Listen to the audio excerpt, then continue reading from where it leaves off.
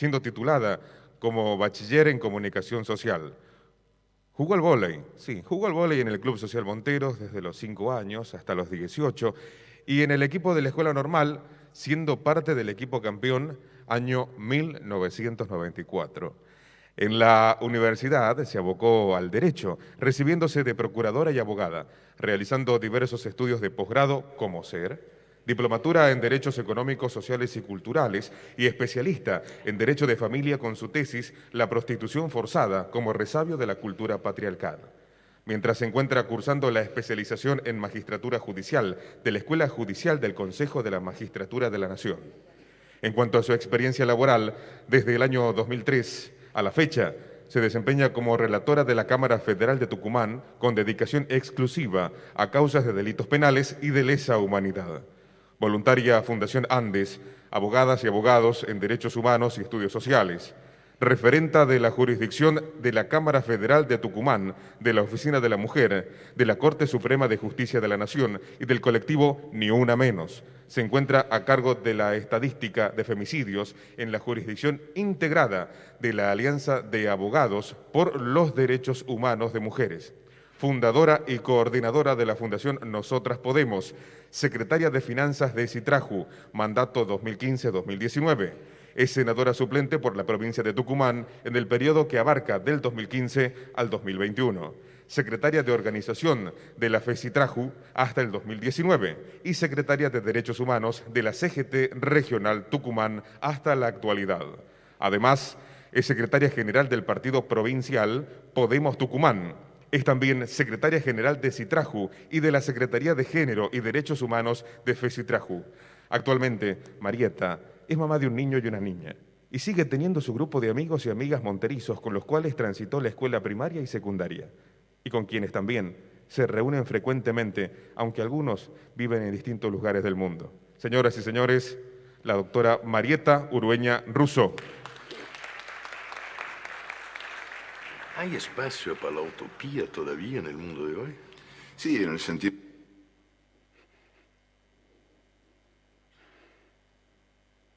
¿Hay espacio para la utopía todavía en el mundo de hoy? Sí, en el sentido que le dio Fernando Birri en una frase que injustamente se me atribuye.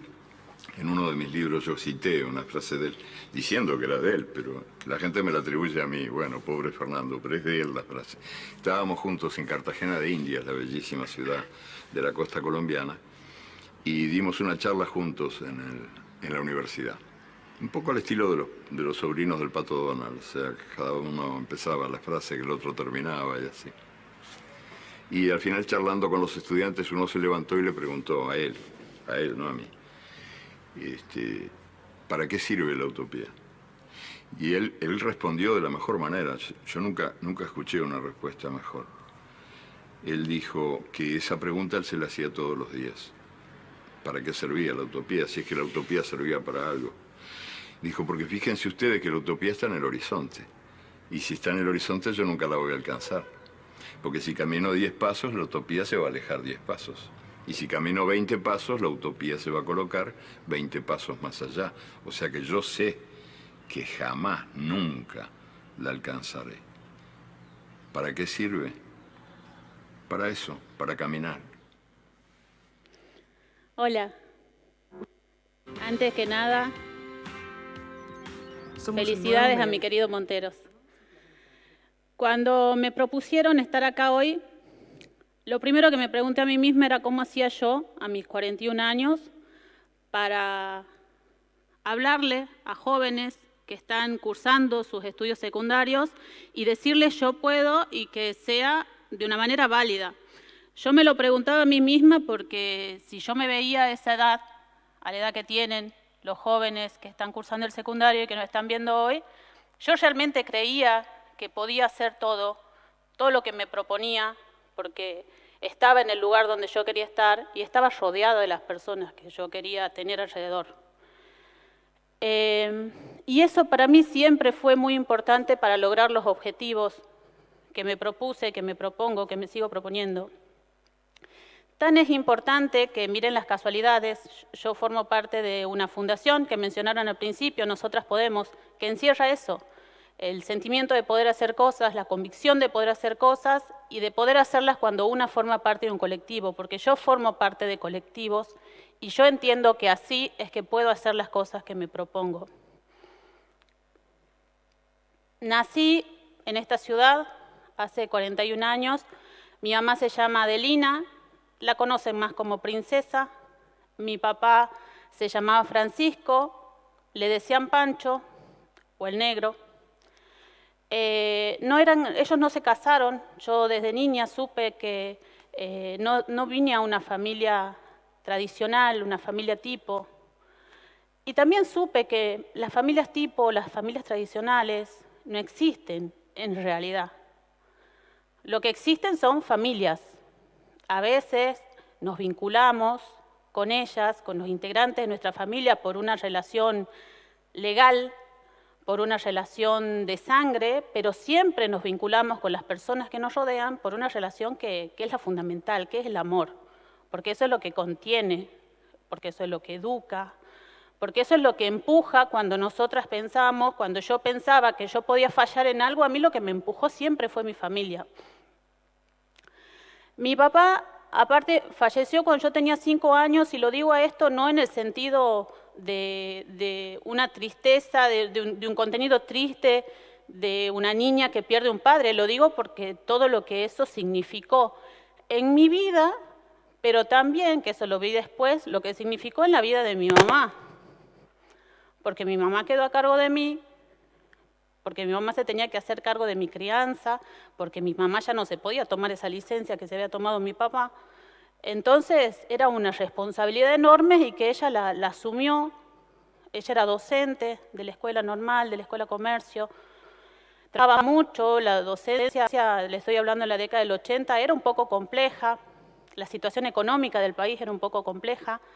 Mi mamá iba de una escuela a otra en bicicleta, nos veíamos en los horarios en que comíamos juntas en casa. Y yo me acuerdo de que cuando era niña, su forma, digamos, de enseñarme a leer a mí o de ayudarme a que yo mejore en mi lectura cuando iba a la escuela, a la primaria, era hacerme leerle el diario. Yo cuando era chica entendía que ella lo que estaba haciendo era fomentarme la lectura. Después de grande entendí que ella lo que estaba haciendo era otra cosa. Mi mamá me estaba mostrando en qué sociedad estaba viviendo yo, qué era lo importante en mi sociedad, qué era bueno y qué era malo. ¿Por qué era bueno que en Montero se inaugure en alguna parte algún cordón cuneta o que en el hospital compren un equipo nuevo para el hospital? ¿Por qué era malo que los docentes no cobren bien y que haya marchas docentes y que haya paros en las escuelas y que se instale una carpa en una plaza? Me enseñaba que era importante votar, elegir, decidir quién queremos que nos gobierne y por qué hay que aprender las ideas de los que nos quieren gobernar, porque eso repercute en nuestra vida. Y también por qué era tan importante, sobre todo porque había momentos en que en la historia argentina no se había votado, me hablaba de que había habido desaparecidos, todo eso a mí me lo enseñó mi mamá en mi casa. Pero yo también tenía otras casas, aparte de esa, en donde vivía con mi mamá. Como dijeron recién en la presentación, yo fui a la escuela normal, pero yo no entré a la escuela normal a los 4 años cuando empecé el jardín. Mi mamá era docente de ahí, así que yo entré a la escuela normal en la panza de mi mamá, después en los brazos de mi mamá, después de las manos de mi mamá. Entonces, en esa escuela yo también tuve una familia que me contuvo, porque muchos de esos docentes me veían como la hija de una colega, las autoridades también. Los alumnos de mi mamá también me veían como la hijita de la profesora. Y eso fue una contención enorme para mí. Tanto que, miren, yo cuando iba a jardín, recuerdo que a veces me mandaban a la dirección por algunas cosas.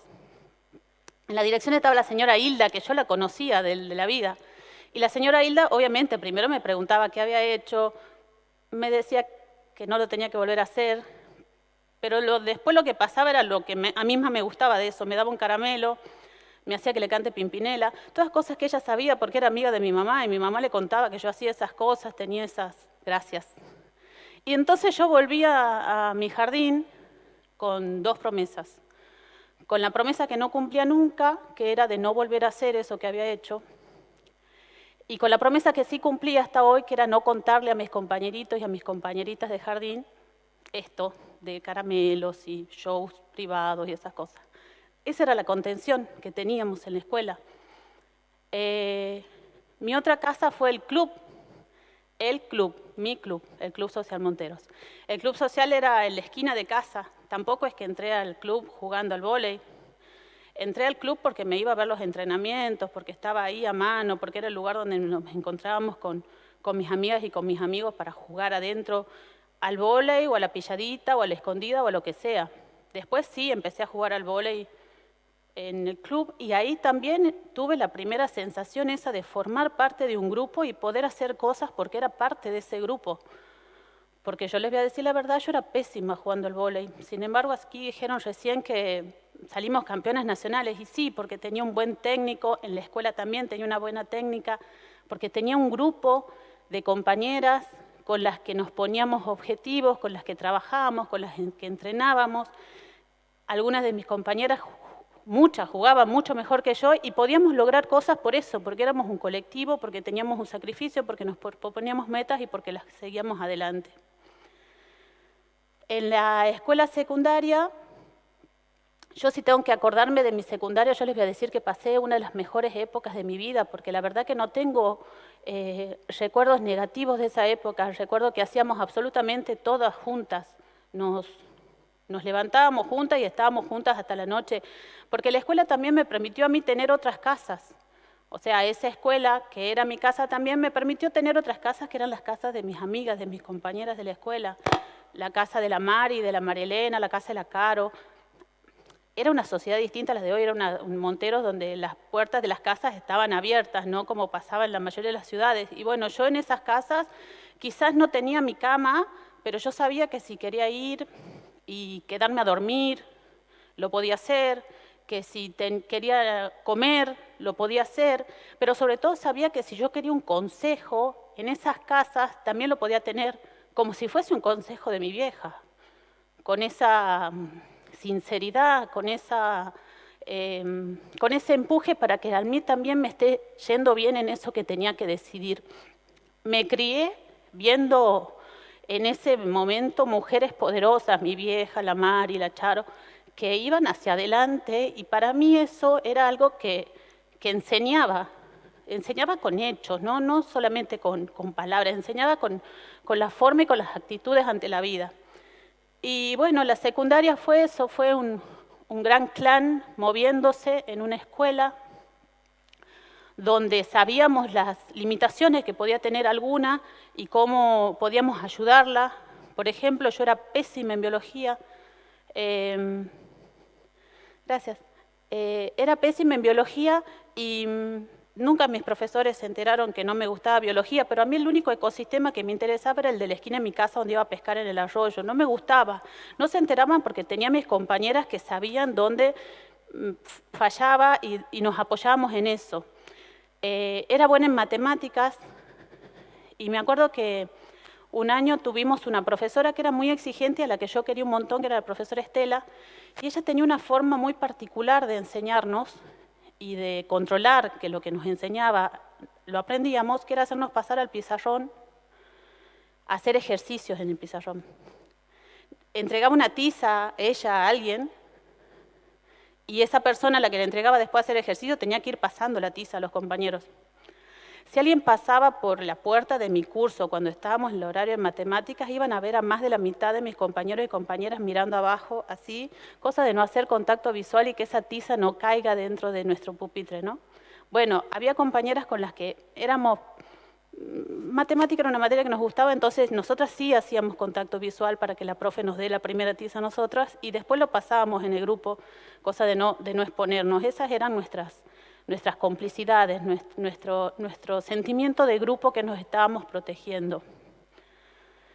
En algún momento, como las etapas de la vida concluyen, bueno, la secundaria concluyó, yo tenía claro lo que quería estudiar abogacía, la educación que había recibido y mi forma de ser indicaban que esa era la carrera que tenía que seguir. No me costó elegir la carrera, sí me costó irme de acá. Me costó esto de de salir de mi lugar de contención, de saber que ya no iba a tener todo el día para estar todos los días con mis amigos y mis amigas. Así que cuando me fui a San Miguel a vivir, encima el primer año vivía con él y con Caro, que también eran amigas de acá, digamos, o sea que se suponía que tenía que ser fácil, y no era fácil, porque yo estaba acostumbrada a ir a la panadería y que el panadero me conozca, estaba acostumbrada a salir y que la gente que me rodeaba yo me sentía segura, y me iba a una ciudad donde no recibía eso. No recibía eso de la ciudad y no recibía eso en la universidad. En la universidad, en la facultad, pasé de ser Marieta a ser un número, el número de mi libreta. Eso era yo dentro de la facultad, en el medio de un montón de gente que también eran un número de una libreta universitaria cursando una carrera. Me iba bien en la facultad. Más o menos cuando iba pasando la mitad de año, yo me acuerdo que muchos de mis amigos y de mis amigas ya estaban en Monteros por diversas cosas, porque habían elegido estudiar o trabajar acá, o porque habían hecho un primer intento en la universidad y no les había gustado la carrera que habían elegido, entonces habían vuelto para volver a intentarlo más adelante. Y yo lo que hice en un momento, fui a hablar con mi mamá, me fui al locutorio, porque no teníamos teléfonos celulares en esa época, ni redes sociales, íbamos a los locutorios a hablar por teléfono fijo. Y hablé con mi mamá, yo le hice un planteo re seria, así le dije, mira mamá, ya sé que estamos avanzando en primer año, me está yendo bien, pero yo te propongo, si querés, te ahorras el alquiler del departamento, yo me vuelvo a Monteros, rindo libre, capaz que alguna materia a fin de año, y el año que viene arranco de nuevo, porque bueno, me está costando, pero porque extraño mucho, mis amigas están allá, yo quisiera estar con ellas, y yo pensaba que estaba haciendo un negocio con mi vieja me dijo no, con otras palabras, me dijo no, y me dijo, eso sí, el reto, todo, pero lo que me dijo después es lo que yo conservé para mí, que era que si no me gustaba la carrera, o si me iba mal, porque me iba mal, por supuesto que tenía que volver a la casa, porque la casa siempre iba a estar, ella siempre iba a estar, pero que si a mí lo que me estaba pasando era que me estaba costando ese empujón, lo que tenía que dar y esos pasos tenían que seguir avanzando, porque a medida que uno crece, ese tiempo que es todo placer y que es todo juego y que es todo compartir, muchas veces se va limitando, pero no significa que esas personas, las que uno quiere, dejan estar, sino que significa que uno se va haciendo más cargo de la vida de uno. Yo me iba haciendo cargo más de mí misma y tenía que poner empeño en eso que estaba buscando. Y a mí me sirvió mucho eso que me dijo mi vieja, porque me sirvió para continuar, me sirvió para seguir caminando en la facultad y me permitió recibirme. Me recibí en el año 2002, fue una enorme felicidad, por supuesto, recibirme, porque cada uno de los logros que va teniendo las personas, cada uno de los logros que fui teniendo me fueron generando felicidad, y eso creo que es algo que es muy valioso, de perseguir las cosas para conseguir esa felicidad que te producen, y la felicidad puede ser recibirse, como puede ser formar una familia, como pueden ser conseguir un trabajo, distintas cosas, ¿no? Al año de recibirme, entré a trabajar en donde estoy trabajando hasta el día de hoy. Hace 17 años que soy trabajadora judicial, soy relatora de la Cámara Federal de Tucumán. Un trabajo que me gusta, pero un trabajo que desde el primer momento no me permitía eso que yo les decía que a mí me gusta, que es trabajar en equipo. Mi trabajo es un trabajo individual, es algo que hago yo con los expedientes que me tocan, de estudiarlos y de producirlos. Entonces, lo que hice en esos primeros años fue buscar esas participaciones en grupos afuera de mi trabajo. Primero fue como voluntaria de Andes, que es una asociación, una organización de Tucumán, una organización de abogados que trabajan por la vigencia de los derechos humanos. Empecé a trabajar en Andes, a construir desde Andes, desde un colectivo, a trabajar sobre los derechos del niño. En ese tiempo ya era presidente de nuestro país Néstor Kirchner, y Néstor, a mí siempre me interesó la política, muchas veces cuando hablaba, le hablaba a los jóvenes, les decía a los jóvenes que se tienen que involucrar en la política, que la juventud necesita sumarse a la política para que dejen de hablar los adultos en nombre de los jóvenes, sino que sean los jóvenes que hablen. la política. Y ahí fue que me sumé a militar políticamente, a conocer a nuevas personas, a confiar en nuevas personas, a creer que se pueden hacer cosas desde la política, porque estoy convencida que se pueden hacer cosas desde la política, es desde donde el lugar que podemos mejorar las situaciones de nuestros pueblos, de nuestras sociedades. Y encontré muchos amigos y amigas dentro de la política y también tengo una familia dentro del lugar donde milito, con la que también vamos buscando estas realizaciones de acciones colectivas, de cosas que yo individualmente no las podría hacer, pero sí las puedo hacer porque pertenezco a un grupo, sí puedo ir a un merendero y ayudar en un merendero, sí puedo ayudar en una campaña de vacunación, sí puedo ir a ayudar en una escuela, porque pertenezco a un grupo. Mi trabajo seguía siendo mi trabajo y seguía siendo individual mi trabajo hasta que pasó algo de mi vida privada que influyó en mi trabajo. Yo me casé en el año 2010 con Matías, sigo casada con Matías, ahí está sentado Matías desde temprano acá acompañando, y tuve 2 hijos, Gael y Eva. El tema es que cuando yo me casé, eso generó un problema dentro de mi ámbito laboral. Sufrí lo que se denomina acoso laboral. Entonces a mí se me plantearon 2 opciones, renunciar al trabajo o defenderme. Y renunciar al trabajo no era una opción que la tomé, primero porque me parecía injusto, segundo porque mi trabajo me gusta y tercero porque es el trabajo con el que aporto a la economía de mi casa. Entonces la opción real era la 2 y hice eso, me defendí de esta situación que estaba viviendo, pero esto también me permitió que yo ver otras situaciones dentro de mi ámbito laboral que necesitaban ser solucionadas, no siempre un acoso, pero sí alguien que no era ascendido en su empleo o situaciones que se pueden presentar en el trabajo, en la cotidianeidad. Y también me permitió ver que había otras personas que tenían la vocación de preocuparse también por los problemas y tratar de ayudar a resolver los problemas de los otros trabajadores de ese lugar. Entonces armamos un grupo y entonces por fin apareció ese grupo, ese equipo que yo necesitaba tener dentro de mi ámbito laboral.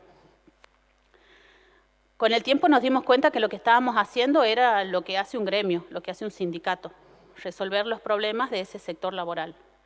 Así que armamos un sindicato en el 2014, se llama Citraju, es un sindicato nacional, es un sindicato de trabajadores judiciales, en donde estamos convencidos no solamente de que hay que luchar por los derechos de los trabajadores judiciales, sino que también estamos convencidos que hay que construir una justicia al servicio del pueblo. Eso es lo que nosotros decimos siempre. El Poder Judicial es un poder del Estado que durante mucho tiempo, desde hace un par de años, está como mal visto, criticado, pero adentro del Poder Judicial hay muchísimos trabajadores y trabajadoras, como Fabi que habló recién, que estamos convencidos que hay un Poder Judicial que es mejor, que se lo puede construir y que esa construcción viene de la mano, sobre todo, de quienes lo integramos. Bueno, en Citraju tuve el orgullo el año pasado de ser elegida su secretaria general. Por supuesto, es un orgullo enorme la elección de que mis compañeros hayan realizado, me hayan encomendado este rol de secretaria general. Es un desafío, el desafío de representar a mi sector. Y es un desafío también porque, bueno, soy mujer y soy sindicalista. Las mujeres sindicalistas somos muchas, pero no somos muy visibilizadas como mujeres sindicalistas y no es común que lleguemos a ser secretarias generales de los sindicatos, así que es un enorme desafío hacia adentro de mi trabajo y hacia afuera también con mis pares. Para adelante hay un montón de metas, de logros. Si me preguntan si donde estoy es donde quiero estar, sin duda yo puedo decir que donde estoy es donde quiero estar y que estoy rodeada de las personas que quiero estar. Y si vuelvo a esa pregunta que hice al principio de cómo hago yo para decirle a jóvenes, pero con un sentido claro, yo puedo, miren, en la vida se nos presentan múltiples posibilidades. Está en nosotros elegir, buscarlas, superar obstáculos. Yo sé que está en mí y que sé que también que la fuerza que puedo tener forma parte de la contención que me da ese colectivo que está conmigo, ese grupo que es mi familia, que son mis amigas que siguen estando ahí, que quizás no las veo como las veía cuando estaba en el secundario y quizás no puedo compartir todo el tiempo con ella, pero sé que están ahí. Son los grupos que puedo ir armando y donde puedo sacar esa fuerza para ir superando distintos obstáculos que las vidas nos ponen en el camino. Hoy la sociedad nuestra está viviendo una situación muy particular que seguro que nos ha roto esquemas absolutamente a todos y todas de lo que queríamos hacer para adelante, pero yo no tengo duda que la solución, incluso a lo que estamos viviendo y a lo que cada uno de ustedes puede estar viviendo en su individualidad, es pararse frente a eso, es mirar la utopía de adelante, como decía Galeano, y es convencerse a uno mismo de que va a alcanzar esos objetivos y esas metas y se empieza diciéndose a uno mismo que yo puedo. Muchas gracias.